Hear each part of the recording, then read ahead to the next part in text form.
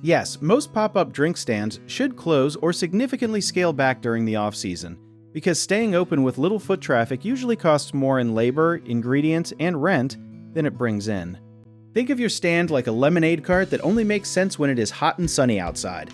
When the weather turns cold or the crowds disappear, keeping the cart running just burns through your cups, syrup, and cash for almost nothing in return. Here's something a lot of new owners do not realize though. Closing for the season does not mean losing all your customers' attention. Smart stand owners use the off-season to build hype instead, hosting behind-the-scenes content, teasing new flavors, or running a small pre-order list so people are ready to rush back the moment you reopen. Some stands even keep a tiny presence alive, like selling merchandise or gift cards online, so the brand stays fresh in people's minds without the overhead of daily operations. This quiet season is actually your best chance to fix broken equipment, retrain staff, and plan next year's menu without the pressure of a live rush. Treat the off-season like a reset button rather than a dead zone. One common mistake is closing so quietly that customers forget you exist.